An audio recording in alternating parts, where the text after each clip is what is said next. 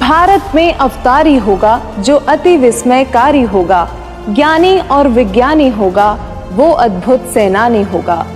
भारत का कार्यालय होगा, भारत में न्यायालय होगा, भारत होगा विश्व विजेता, भारत होगा विश्व का नेता। जी हाँ दोस्तों, हर देश हर मुल्क के लोग यही चाहते हैं कि देश की प्रगति हो, उनका देश विश्व विजेता हो। परंतु यदि दुनिया भर के मशहूर भविष्य वक्ताओं द्वारा वर्तमान के लिए की गई भविष्यवाणियों की माने तो शायद कुछ लोग उस पर यकीन ना करें। लेकिन आपको बता दें, अपनी इस रिसर्च में हम जिन भविष्य वक्ताओं की भविष्यवाणियों का जिक्र करने जा रहे हैं, उन्होंने आज से पहले भारत ही नहीं बल्कि विश्व भर का जिक्र करते हुए जितनी भी भविष्यवाणियां की हैं, वो 100 की 100 सत्य साबित हुई हैं।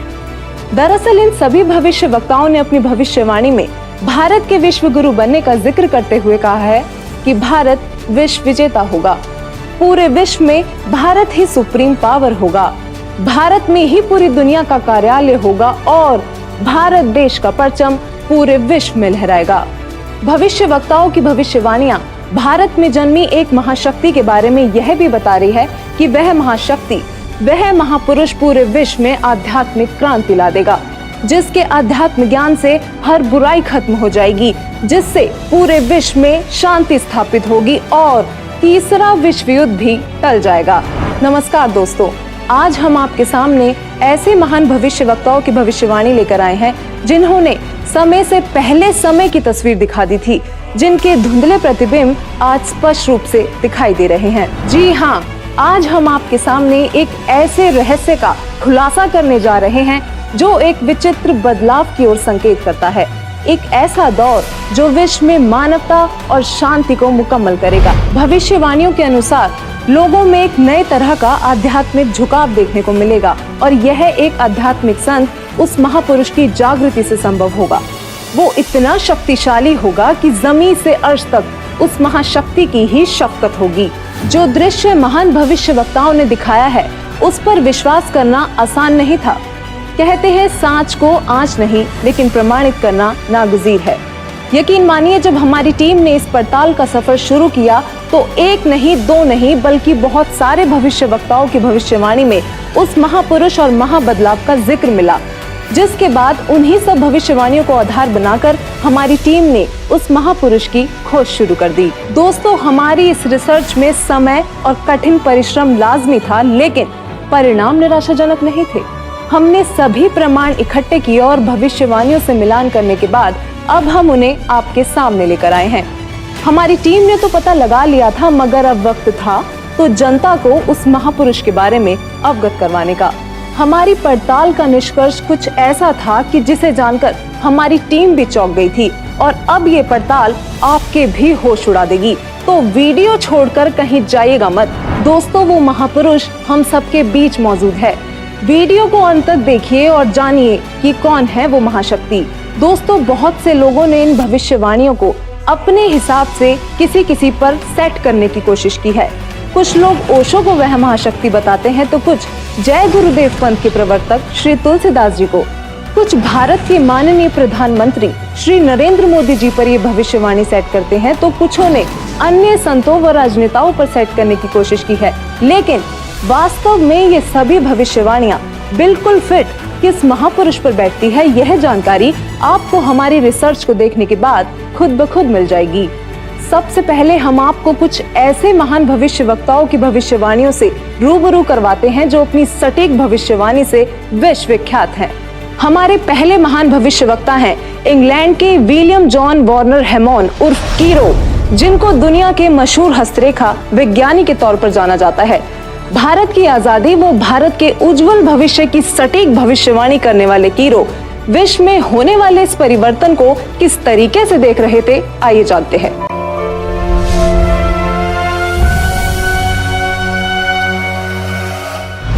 कीरो ने सन 1925 में लिखी पुस्तक में भविष्यवाणी की है, 20वीं सदी अर्थात सन 2000 ईस्वी के उत्तरार्ध में जन्मा संत ही विश्व में नई सभ्यता लाएगा जो संपूर्ण विश्व में फैल जाएगी। भारत का वह एक व्यक्ति सारे संसार में ज्ञान की क्रांति ला देगा। इंग्लैंड के भविष्यवक्ता कीरो की भविष्यवाणी से हमें एक संकेत मिला कि जिस महापुरुष पर ये भविष्यवाणियां सेट होनी है उनका जन्म 1950 के बाद का होना चाहिए। तो चलिए अब चलते हैं नॉर्वे के श्री आनंद आचार्य जी की भविष्यवाणी की ओर, जिन्होंने पूरे गर्व के साथ अपनी भविष्यवाणी में भारत का जिक्र किया है।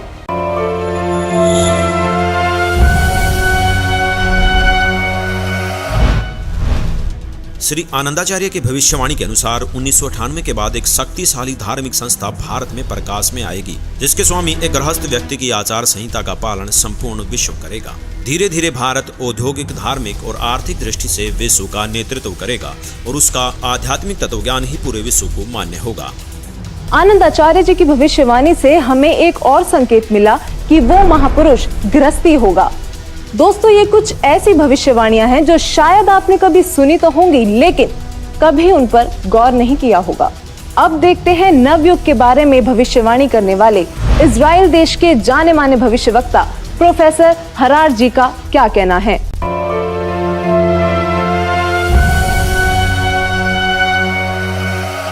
प्रोफेसर हरार। इजराइल के प्रोफेसर हरार के अनुसार भारत देश का एक दिव्य महापुरुष मानवतावादी विचारों से सन 2000 ईस्वी से पहले आध्यात्मिक क्रांति की जड़ें मजबूत कर लेगा। वह सारे विश्व को उनके विचार सुनने को बाध्य होना पड़ेगा। भारत के अधिकतर राज्यों में राष्ट्रपति शासन होगा और बाद में नेतृत्व धर्मनिष्ठ वीर लोगों पर होगा जो एक धार्मिक संगठन के आश्रित होंगे। अब बारी आती है फ्रांस के प्रसिद्ध भविष्यवक्ताओं की, जिनकी भविष्यवाणियां एकदम सटीक मानी जाती हैं। जो उन्होंने कह दिया वो पत्थर की लकीर हो गया। तो आइए देखते हैं कौन है ये भविष्यवक्ता और क्या थी इनकी भविष्यवाणियां। तो चलिए सबसे पहले बात करते हैं फ्रांस के महान भविष्यवक्ता डॉक्टर जूले वर्न की।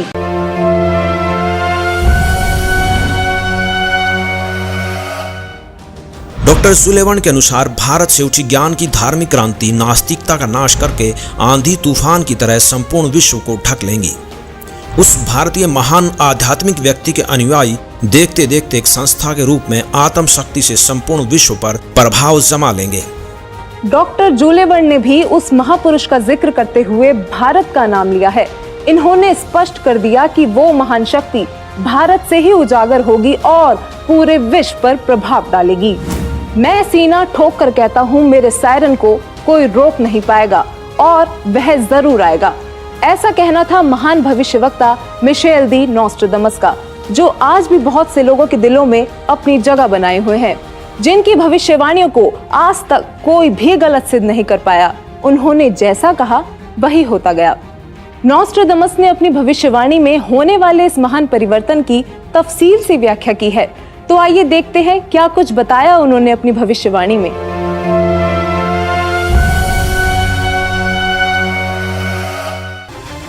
नॉस्ट्राडामस सन 1555 में अपने ग्रंथ के शतक 10 श्लोक 96 में उस महापुरुष के बारे में बताया है कि वह महापुरुष एक ऐसे देश में जन्म लेगा जो 3 तरफ से समुद्र से घिरा हुआ होगा तथा उस देश का नाम एक सागर हिंद महासागर के नाम से होगा, यानी कि हिंदुस्तान।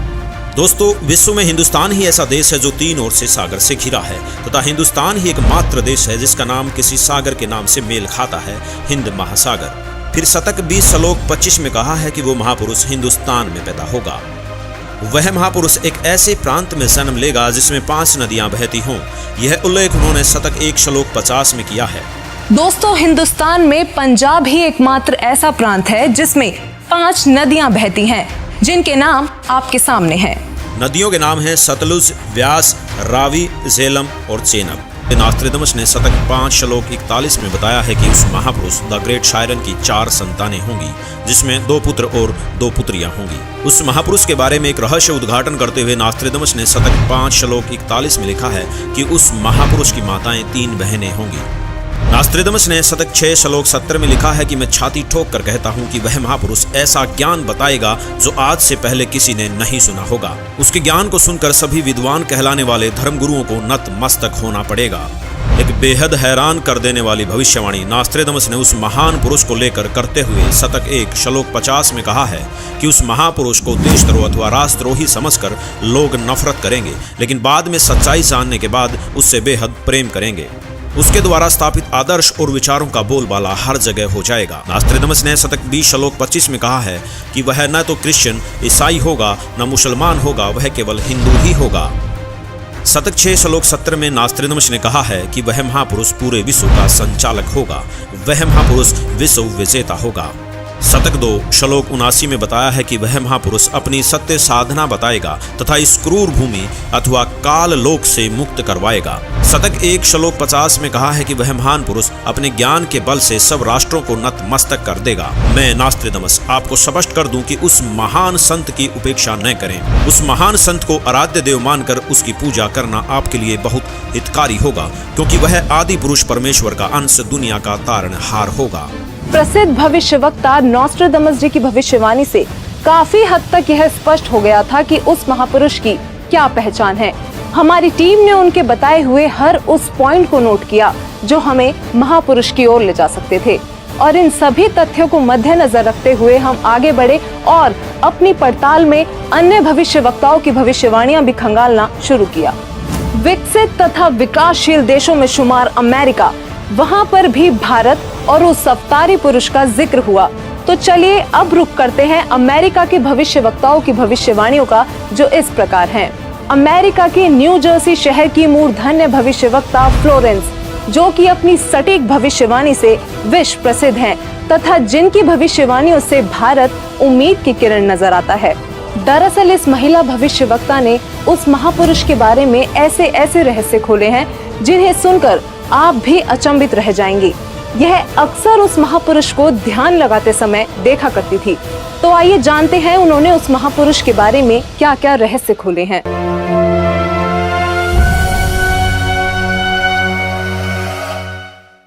भविष्यवक्ता फ्लोरेंस ने अपनी लिखी पुस्तक golden light of new era में 1960 में लिखा है कि जब मैं ध्यान लगाती हूँ तो अक्सर एक संत को देखती हूँ।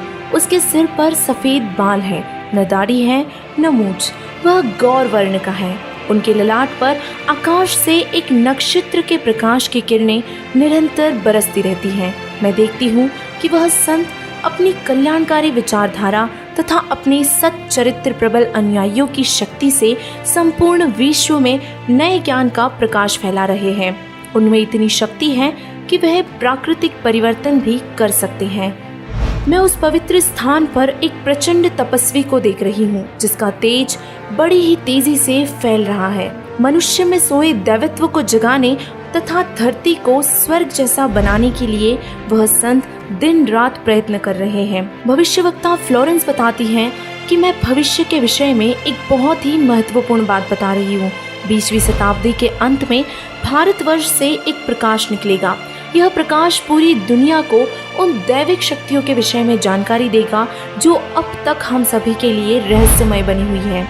एक दिव्य महापुरुष द्वारा यह प्रकाश पूरे विश्व में फैलेगा। वह सभी को सतमार्ग पर चलने की प्रेरणा देगा। समस्त दुनिया में एक नई सोच की ज्योति फैलेगी। जब मैं ध्यान अवस्था में होती हूँ तो अक्सर यह दिव्य महापुरुष मुझे दिखाई देते हैं। फ्लोरेंस ने बार बार इस संत या दिव्य पुरुष का जिक्र किया है। साथ ही ये भी बताया है कि उत्तरी भारतवर्ष में एक पवित्र स्थान पर वे मौजूद हैं। भविष्यवक्ता फ्लोरेंस की भविष्यवाणियों से हमें जो जानकारी मिली उसकी हमने बड़ी ही गहनता से जांच की, क्योंकि उनकी भविष्यवाणी ने वो रहस्य खोले जो हम सोच भी नहीं सकते थे। फ्लोरेंस की भविष्यवाणी से जो रहस्य उजागर हुआ वो चौंकाने वाला था। इस रहस्य के खुलने से हमारी टीम को आगे बढ़ने में बहुत मदद मिली। तो चलिए अब देखते हैं अमेरिका के ही अन्य भविष्यवक्ता क्या कहते हैं। अब हम बात करने जा रहे हैं भारत के पहले प्रधानमंत्री पंडित जवाहरलाल नेहरू जी के निधन तथा नेहरू जी के उत्तराधिकारी चुने जाने की सटीक भविष्यवाणी करने वाली अमेरिका की महान भविष्यवक्ता श्रीमती जीन डिक्सन की।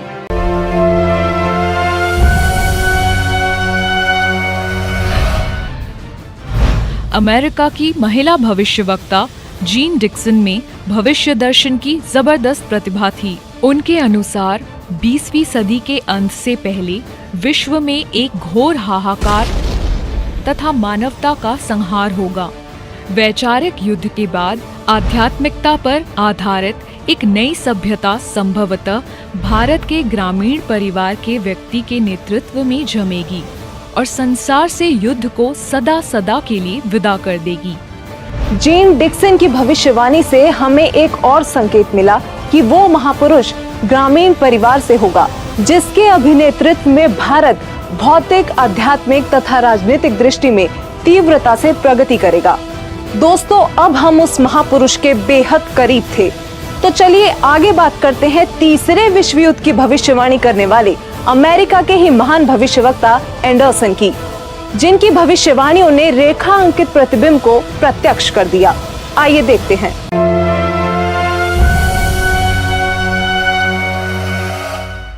21वीं सदी में भारत के देहात का एक धार्मिक व्यक्ति एक मानव, एक भाषा और एक झंडे की रूपरेखा का संविधान बनाकर संसार को सदाचार, उदारता, मानवीय सेवा व प्यार का सबक देगा।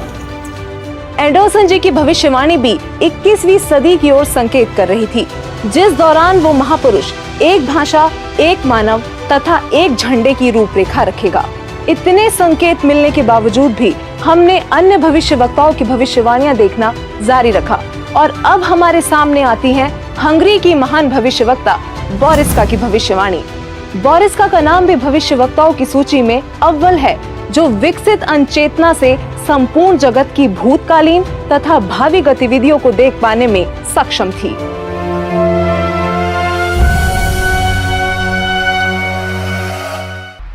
हंगरी की ज्योतिषी बोरिस्का के अनुसार इस आध्यात्मिक व्यक्ति के बड़ी संख्या में छोटे छोटे लोग ही अनुयायी बनकर भौतिकवाद को आध्यात्मिकता से बदल देंगे।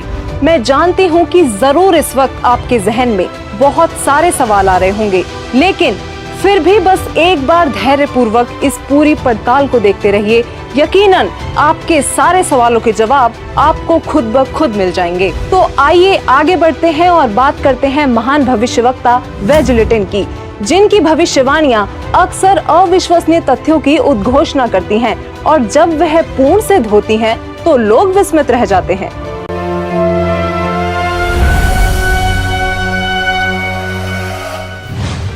श्री वेजलेटिन। भविष्यवक्ता श्री वेजलेटिन के अनुसार 20वीं सदी के उत्तरार्ध में सन 1950 के पश्चात विश्व में आपसी प्रेम का अभाव, मानवता का हास, माया का संग्रह की दौड़, लूट व राजनेताओं का अन्यायी हो जाना आदि आदि बहुत से उत्पात देखने को मिलेंगे। परंतु भारत में उत्पन्न हुई शांति, भ्रातृत्व भाव पर आधारित नई सभ्यता संसार से देश, प्रांत और जाति की सीमाएं तोड़कर विश्व भर में अमन और चैन उत्पन्न करेंगी। भविष्यवक्ता वेजलेटिन ने अपनी भविष्यवाणी में आज की स्थिति का बखूबी जिक्र किया है।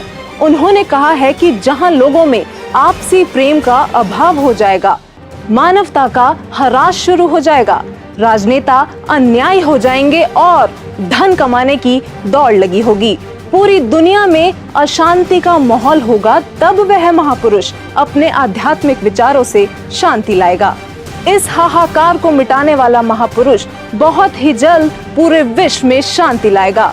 दोस्तों, भविष्यवाणियों की पड़ताल का ये सफर हमारे लिए किसी चक्रव्यूह से कम नहीं था, लेकिन हमें यकीन था कि कहीं ना कहीं ये सफर हमें हमारी मंजिल तक जरूर पहुंचा देगा, और ऐसा ही हुआ।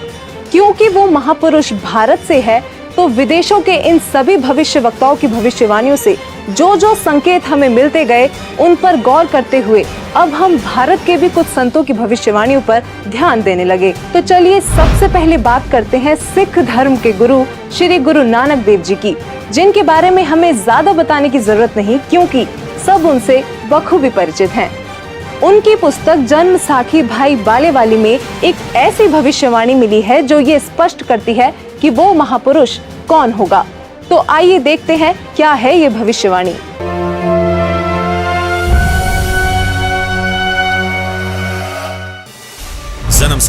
जन्म साखी भाई बालेवाली, जिसके प्रकाशक हैं भाई सवाहर सिंह एंड कंपनी, पुस्तक वाले बाजार, माई सेवा, अमृतसर, पंजाब।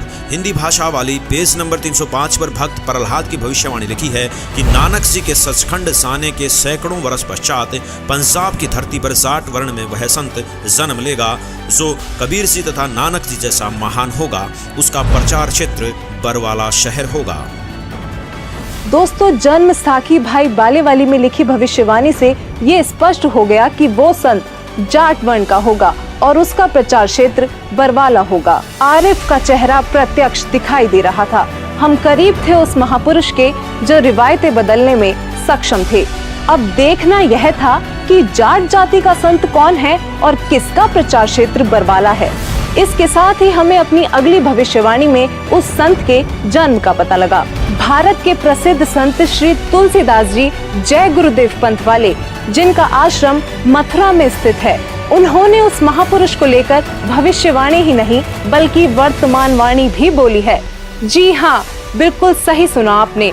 संत तुलसीदास जी ने वर्तमान वाणी भी कही थी, क्योंकि वो उस महापुरुष की उपस्थिति को बखूबी महसूस कर पा रहे थे और उन्होंने अपनी वर्तमान वाणी से लोगों को उस महापुरुष के बारे में बताना चाहा कि वो संत जन्म ले चुका है।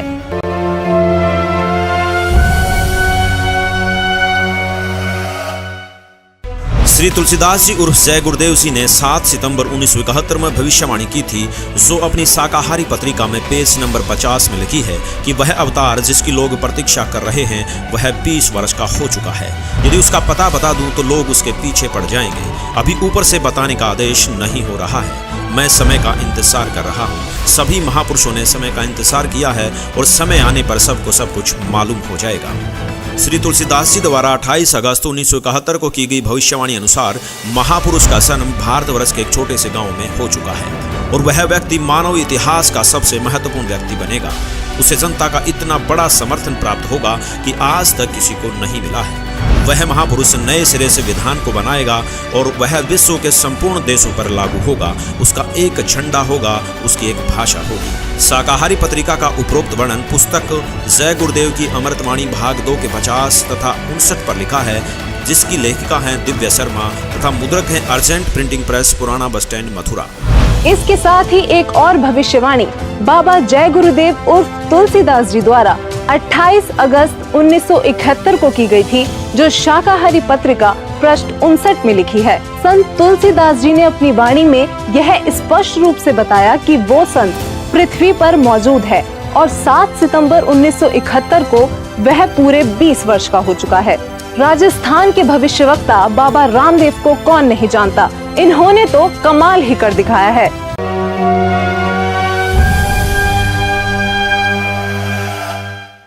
बाबा रामदेवराज जी ने अपनी पुस्तक 24 प्रमाण में लिखा है कि वो संत जाट जाति से होगा, वह तारणहार कलयुग में सतयुग लाएगा। उस संत की एक पहचान और भी होगी कि वह कबीर देव के गुण गाएगा। वो संत चारों वेदों के अनुसार ज्ञान बताएगा तथा सूक्ष्म वेद सारे ज्ञान का आधार होगा और वह तारणहार संत हरियाणा में होगा। दोस्तों, बाबा रामदेव जी ने भी अपनी भविष्यवाणी में ये संकेत दिए हैं कि वो संत जाट जाति से होगा, हरियाणा प्रदेश में जन्म लेगा, चारों वेद तथा सूक्ष्म वेद से ज्ञान बताकर कबीर देव के गुण गाएगा। दोस्तों, कलयुग में सतयुग जैसा माहौल देखने वाले योगी नारायण जी को शायद आप ज्यादा ना जानते हो, लेकिन दक्षिण भारत के इस भविष्यवक्ता ने ऐसी भविष्यवाणी की हैं जो आपको सोचने पर मजबूर कर देंगी।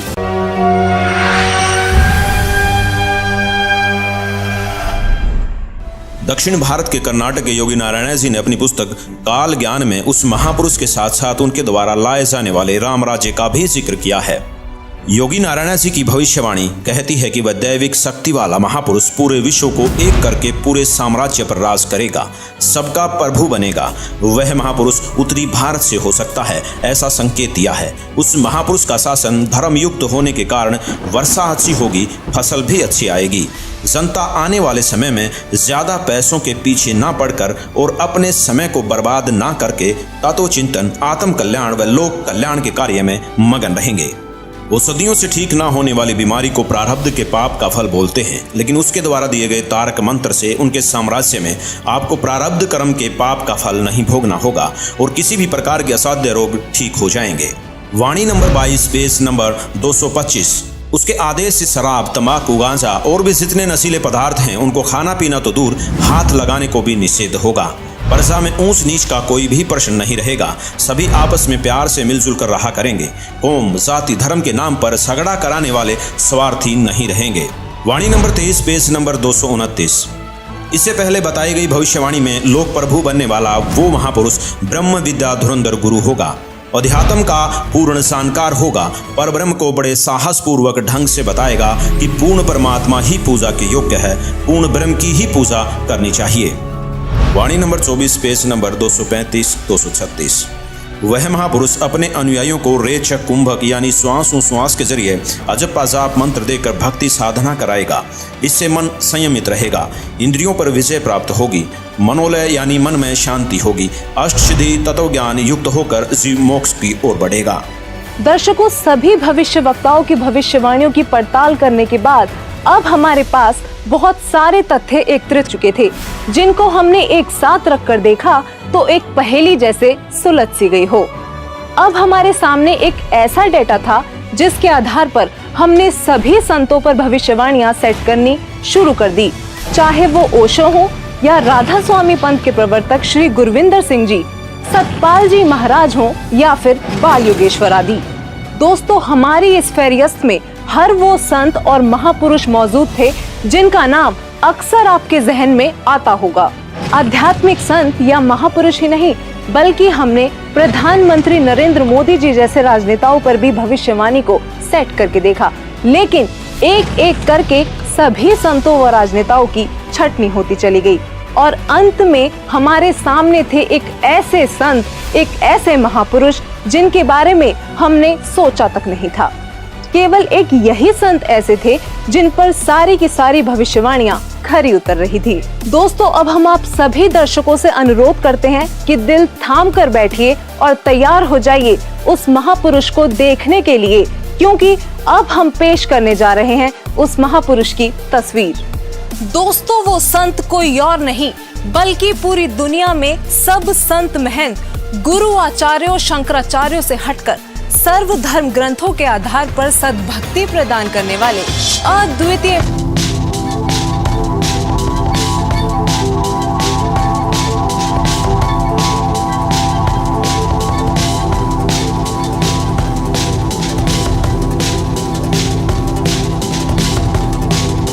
जी हाँ, यही है वो महापुरुष जिनके विषय में देश और विदेशों के महान भविष्यवक्ताओं ने भविष्यवाणियां की हैं। दोस्तों, हमने इस सफर की शुरुआत में ही बताया था कि परिणाम आपको चौंका देगा।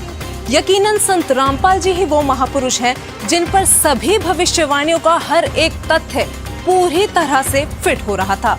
अब बस आप वीडियो को अंत तक देखते जाइए, क्योंकि अब हम बारी बारी सभी भविष्यवाणियों को संत रामपाल जी से जोड़कर दिखाएंगे, जिससे आप स्वयं ये निर्णय कर लेंगे कि हमारी रिपोर्ट सही है या नहीं। तो चलिए सबसे पहले बात करते हैं उस पृष्ठभूमि की जहां वो महापुरुष अवतरित हुए। नोस्ट्रेदामस के अनुसार वह महापुरुष ऐसे देश से होगा जो 3 तरफ से समुद्र से घिरा होगा और उस देश का नाम भी एक सागर, हिंद महासागर के नाम पर होगा, यानी कि हिंदुस्तान। अमेरिका की भविष्यवक्ता फ्लोरेंस और जीन डिक्सन का कहना है कि प्राकृतिक परिवर्तन भी कर सकने वाला वह महापुरुष उत्तर भारत के ग्रामीण परिवार में होगा। 28 अगस्त 1971 को जय गुरुदेव पंथ के प्रवर्तक श्री तुलसीदास जी ने भी उस महापुरुष का उल्लेख करते हुए कहा है कि उनका जन्म भारतवर्ष के एक छोटे से गांव में हो चुका है। वह तारणहार संत हरियाणा में होगा। कुछ ऐसा ही कहना है राजस्थान के बाबा रामदेव राज जी का।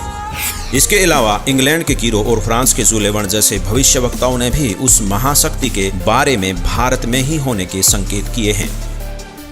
संत रामपाल जी का जन्म उत्तर भारत के छोटे से गांव धनाना, जिला सोनीपत, हरियाणा, जो कि पहले पंजाब प्रांत था, वहां एक ग्रामीण परिवार में हुआ। इंग्लैंड के भविष्यवक्ता कीरो ने उस संत का जन्म 20वीं सदी के उत्तरार्ध में अर्थात सन 1950 के पश्चात 1951 में हुआ बताया है। तो वही श्री तुलसीदास जी और जय गुरुदेव जी ने भी 7 सितंबर 1971 की अपनी भविष्यवाणी में बताया है कि वह महापुरुष 20 वर्ष का हो चुका है।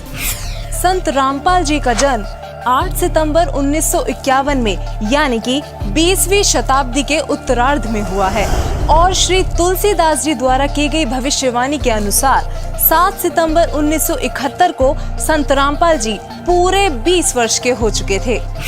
फ्रांस के महान भविष्यवक्ता नोस्ट्रेदामस के अनुसार वह महापुरुष न ईसाई होगा और न मुसलमान, वह केवल हिंदू ही होगा। और इसी भविष्यवाणी का समर्थन जन्म साकी भाई बालेवाली में भी किया गया है कि वह संत जाट वर्ण का होगा और उसका प्रचार क्षेत्र बरवाला है। बाबा रामदेवरा जी ने अपनी भविष्यवाणी में बताया है कि वह संत जाट जाति से होगा तथा चारों वेदों और सूक्ष्म वेद से ज्ञान बताकर कबीर देव के गुण गाएगा। यहाँ संत रामपाल जी ही विश्व में एकमात्र ऐसे संत हैं जो हिंदू धर्म में जाट जाति से बिलोंग करते हैं और जिनका प्रचार क्षेत्र भी सतलोक आश्रम बरवाला, जिला हिसार, हरियाणा रहा है। वो सभी धर्म ग्रंथों के आधार पर कबीर देव जी का गुणगान करते हैं। नॉस्ट्रेडमस के अनुसार उस महापुरुष की 4 संतानें होंगी और उनकी माताएं 3 बहनें होंगी। यहाँ नॉर्वे के आनंदाचार्य जी ने भी यही बताया है कि वह महापुरुष एक गृहस्थ व्यक्ति होगा। ये भविष्यवाणी भी संत रामपाल जी पर पूरी तरह से खरी उतरती हैं। दरअसल संत रामपाल जी की माताएं 3 बहनें हैं। ये बात प्रमाणित करने के लिए पेश है आपके सामने संत रामपाल जी की माता जी का यह वीडियो। माता जी, क्या शुभ नाम है आप जी का? चंद्र देवी। माता जी, कौन से गांव से हैं आप? दमकन खेड़ी। माता जी, आप कितने भाई बहन हैं? 6 बहन भाई, 3 बहन 3 भाई। माता जी, आपकी जो 3 बहन हैं उनके क्या क्या नाम हैं? बड़ी लक्ष्मी, मेरा नाम चंद्र देवी, उसका है प्यारी। वहीं संत रामपाल जी महाराज जी की 4 संतानें, 2 पुत्र तथा 2 पुत्रियां भी हैं। अमेरिका के न्यू जर्सी शहर की भविष्यवक्ता फ्लोरेंस ने बताया कि वह महापुरुष गौर वर्ण के हैं। सिर पर सफेद बाल हैं, न दाढ़ी है और न मूछें। इन सभी भविष्यवाणियों का मिलान आप जी चाहें तो अपने आप भी कर सकते हैं। संत रामपाल जी गौर वर्ण के हैं, उनके सिर पर सफेद बाल है और वो बगैर दाढ़ी मूछ के रहते हैं। एक आश्चर्यचकित भविष्यवाणी करते हुए फ्रांस के नॉस्ट्रेडमस जी कहते हैं कि प्रथम तो लोग उस महापुरुष को देशद्रोही अथवा राजद्रोही समझकर नफरत करेंगे, लेकिन बाद में सच्चाई जानकर बेहद प्रेम करेंगे। दोस्तों, 2014 में संत रामपाल जी पर देशद्रोह का झूठा केस भी लगाया गया, लेकिन आज संत रामपाल जी की लोकप्रियता लोगों के सिर चढ़कर बोल रही है। कुछ और बातें जो भविष्यवाणियों में सामने आई वो इस प्रकार हैं। अमेरिका के भविष्यवक्ता एंडरसन के मुताबिक 21वीं सदी में वह महापुरुष एक मानव, एक भाषा व एक झंडे की रूपरेखा रखेगा। योगी नारायण जी के अनुसार उस संत के आदेश से शराब, तंबाकू, गांजा और भी जितने नशीले पदार्थ हैं उनको खाना पीना तो दूर, हाथ लगाने को भी निषेध होगा। प्रजा में ऊंच नीच का कोई प्रश्न नहीं रहेगा। सभी प्यार से आपस में मिलजुल कर रहा करेंगे और वह महापुरुष रेचक कुंभक यानी श्वास उश्वास के जरिए अजप्पा जाप मंत्र देकर भक्ति साधना कराएगा। वह पूर्ण परमात्मा को ही पूजा के योग्य बताएगा। दोस्तों, संत रामपाल जी श्वास उश्वास की क्रिया बताकर केवल पूर्ण परमात्मा की भक्ति कराते हैं। संत रामपाल जी से नाम दीक्षा लेकर करोड़ों भक्त उनके आदेश अनुसार नशीली वस्तुओं को हाथ तक नहीं लगाते और ना ही किसी जाति पाति धर्म मजहब में भेदभाव करते हैं, क्योंकि संत रामपाल जी कहते हैं, जीव हमारी जाति है, मानव धर्म हमारा, हिंदू मुस्लिम सिख ईसाई कोई धर्म नहीं है न्यारा। अमेरिका की ही भविष्यवक्ता फ्लोरेंस बताती हैं कि वह संत अपनी कल्याणकारी विचारधारा तथा अपने सच्चरित्र प्रबल अनुयायियों की शक्ति से पूरे विश्व में नए ज्ञान का प्रकाश फैला रहा है। फ्रांस के भविष्यवक्ता डॉक्टर जुलेवन के अनुसार भारत से उठी ज्ञान की धार्मिक क्रांति नास्तिकता का नाश करके आंधी तूफान की तरह संपूर्ण विश्व को ढक लेगी। उस महापुरुष के अनुयायी देखते देखते एक संस्था के रूप में संपूर्ण विश्व पर प्रभाव जमा लेंगे। फ्रांस के ही भविष्यवक्ता नॉस्ट्रेडमस जी ने शतक 6 श्लोक 70 में लिखा है, मैं छाती ठोकर कहता हूँ कि वह महापुरुष ऐसा ज्ञान बताएगा जो आज से पहले किसी ने नहीं सुना होगा। उसके ज्ञान को सुनकर सभी विद्वान कहलाने वाले धर्मगुरुओं को नतमस्तक होना पड़ेगा। अब इन सारी भविष्यवाणियों से तो हमारी सुई केवल संत रामपाल जी पर आकर ही टिक गई। कारण था उनके अनुयायी। दोस्तों, संत रामपाल जी के अनुयायियों ने अपने गुरुदेव जी द्वारा बताए जा रहे ज्ञान को जन जन तक पहुंचाने के लिए व्हाट्सएप, फेसबुक, ट्विटर आदि सोशल मीडिया के हर एक प्लेटफॉर्म से लेकर इंटरनेशनल टीवी चैनलों और बुक्स आदि के माध्यम से पूरे विश्व में तहलका मचा रखा है। संत रामपाल जी ने अद्वितीय ज्ञान बताया है, जिसके आधार पर संत रामपाल जी की काफी धर्म गुरुओं, संतों, महंतों, आचार्यों, शंकराचार्यों के साथ आध्यात्मिक ज्ञान चर्चा हुई है, जिनको देखने के बाद हमें लगा कि भविष्यवाणियों के अनुसार केवल संत रामपाल जी ही वो संत हैं जिनके ज्ञान को सुनकर सभी विद्वान कहलाने वाले धर्म गुरुओं को एक ना एक दिन नतमस्तक होना ही पड़ेगा। ये सभी संत रामपाल जी के साथ हुई ज्ञान चर्चा में हारते प्रतीत हुए। तो आखिरकार ये अनसुलझी पहेलियां इतने सरल तरीके से सुलझ गईं कि संदेह की कोई गुंजाइश ही नहीं बची। वीडियो में कही गई एक एक बात सत्य है। यकीनन संत रामपाल जी ही वो महापुरुष हैं जो धरती को स्वर्ग बनाने के लिए दिन रात प्रयत्न कर रहे हैं।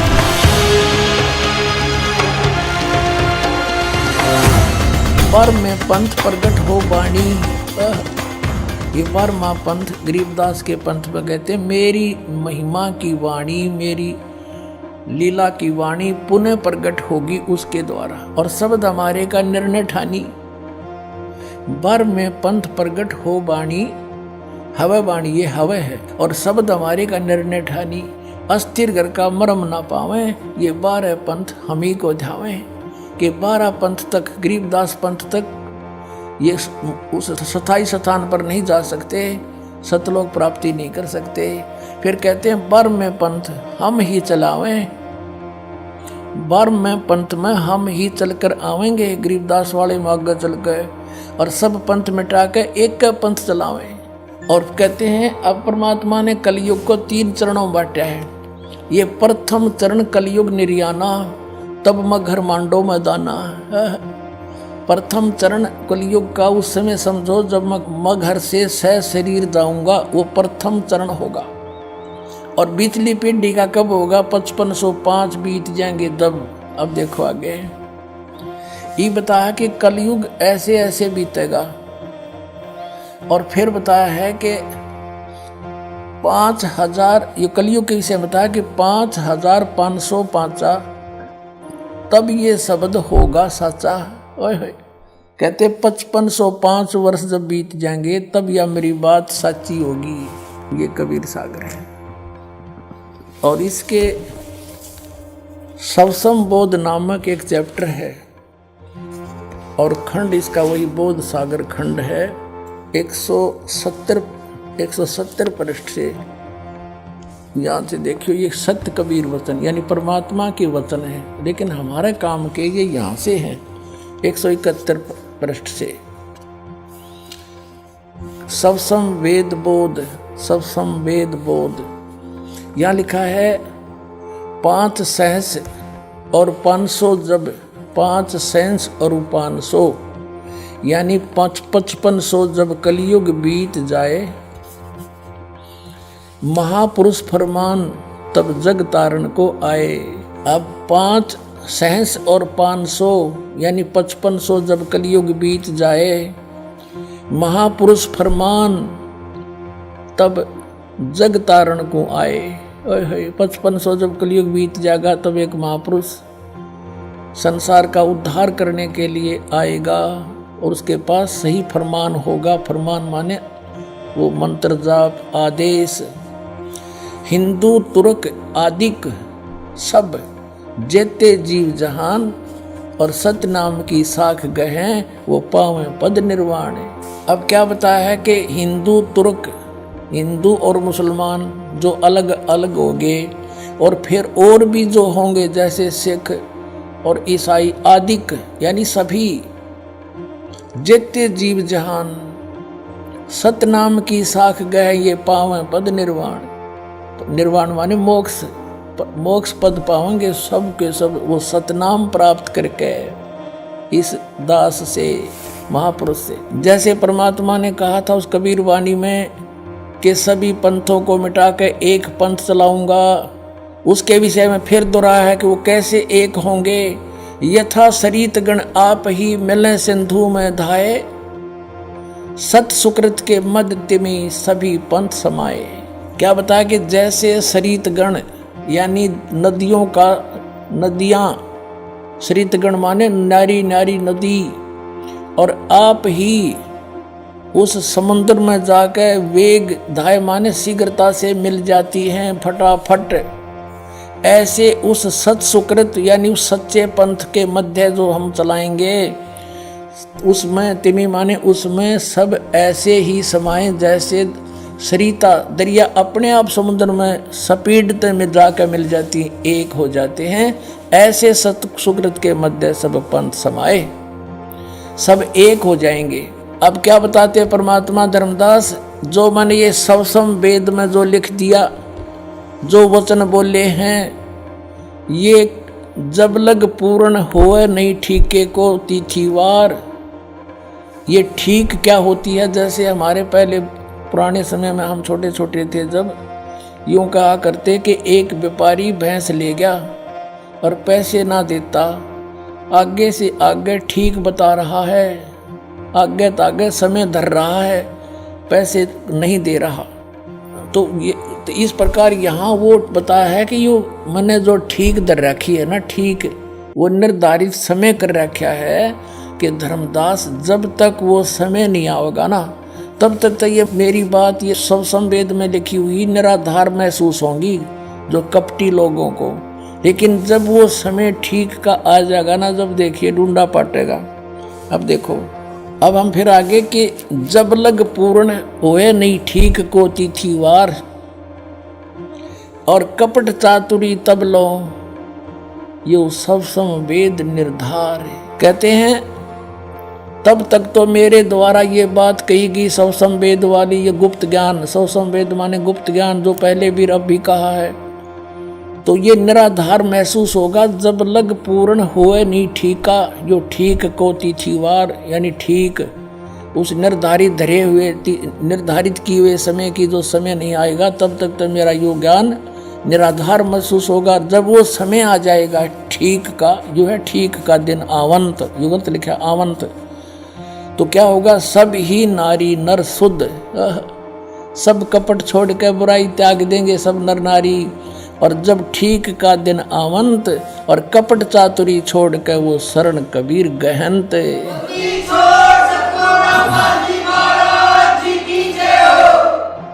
पूरे विश्व में लिखा परमात्मा ने कि सब एक हो जाएंगे। क्या लिखा है कि एक अनेक हव गए और पुनः अनेक हो एक, हंस चले सतलोक को सब सत नाम की टेक। एक से हम अनेक बना दिए काल ने, हिंदू नारे, मुसलमान अलग, सिख नारे, ईसाई अलग से, और नरे धर्म बना दिए, और ये मजहब पंथ गणे बना दिए।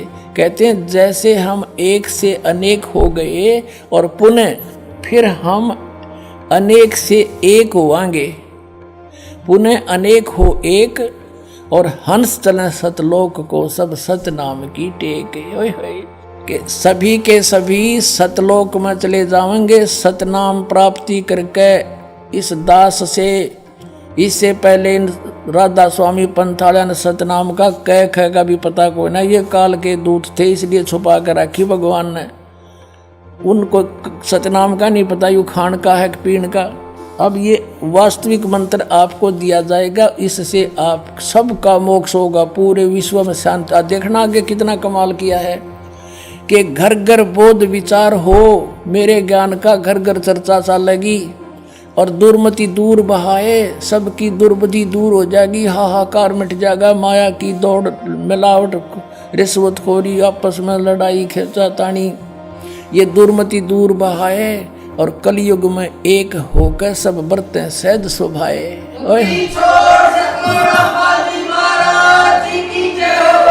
तो 2000 सन में 5508 वर्ष कलयुग बीत गया। अब हम पीछे चले 5505 निकालने के लिए। 1997 में 5505 कलयुग बीता, 1999 में 5507 हो गया, और 1998 में 6 हो गया, 1997 में 5505 वर्ष कलयुग बीत गया। और उस समय इस दास को 1997 में 10 बजे इस शुक्ल फागुन की उतरते की एकम के दिन 1997 में दास को परमात्मा पुनः मिले थे। उसमें आदेश दे दिया था कि अब समय आ गया है इस सतनाम की को उजागर कर देने का, बेटा कर दे। और मुझसे कहा था कभी किसी को जिक्र ना करना कि मेरे मिलन का समय आने पर बता। लेकिन दास ने लिख दिया था एक पुस्तक में, अभी दिखाते हैं आपको, बहुत पहले। ये पुस्तक है आध्यात्मिक ज्ञान गंगा, ये सन 2009 से चल रही है। और 2005 में दास ने एक पुस्तक लिखी थी भक्ति और भगवान, उसमें भी लिख दिया था। अब देखना, ये आध्यात्मिक ज्ञान गंगा, ये यहाँ अपने इस दास के द्वारा इसका सब सदग्रंथों के आधार से, इसके आधार से ये बनाई है। अब इसके पृष्ठ नंबर 538 पे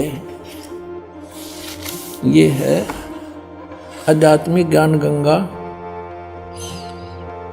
और यथार्थ कबीर पंथ परिचय नामक विषय है। 538 पर यहाँ देखा, मुझ दास रामपाल दास को परमेश्वर कबीर साहिब जी संवत 2053 फाल्गुन मास शुक्ल पक्ष एकम मार्च 1997 को दिन के 10 बजे मिले थे। सार शब्द की वास्तविकता तथा संगत को दान करने का सही समय संकेत देकर अंतर्ध्यान हो गए थे और इसको अगले आदेश तक रहस्य युक्त रखने का आदेश दिया था। किसको? कि मैं मिला।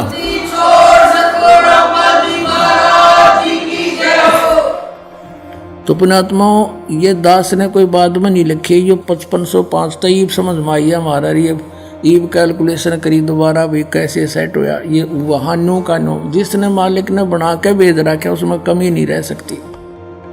ये दास उसी परमेश्वर का भेजा हुआ है आपके लिए।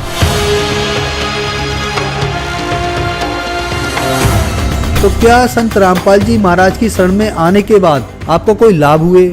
संत रामपाल जी महाराज जी की शरण में आने से हमारे जो माइंड में प्रॉब्लम रहती थी वो सही हुई और हमारी बेटी की जो निमोनिया थी वो भी ठीक हुई। हमारी आर्थिक स्थिति ठीक हो गई। मेरे हस्बैंड की जॉब नहीं होती थी, उनकी जॉब पहले पानीपत में लगी, कॉन्ट्रैक्ट पे लगे थे, 2-2.5 साल तक रहे। आज वो परमानेंट जॉब पे करनाल में लगे हैं। आशीर्वाद मात्र से मेरे गले में जो कैंसर की गांठें थी वो बिल्कुल ठीक हो गई और मेरे दिल में छेद था वो भी संत रामपाल जी महाराज के आशीर्वाद मात्र से ही बिल्कुल ठीक हूँ मैं। छोटी मोटी बीमारी थी तो परमात्मा की दया से शरण में आने से संत रामपाल जी महाराज जी के वो भी बिल्कुल दूर हो गई, छोटी मोटी बीमारी जो थी। सदगुरु रामपाल जी महाराज की कृपा से यहाँ आने के बाद में ये नशा पता सब मेरा छूट गया, जबकि इतने कोशिश करने के बावजूद मैं नशे से एक पल भी दूर नहीं रहने पा रहा था। तो पहले बहुत नशे करता था, दारू गांजा भांग शराब जितने भी हैं टोटल नशे दास किया करता था।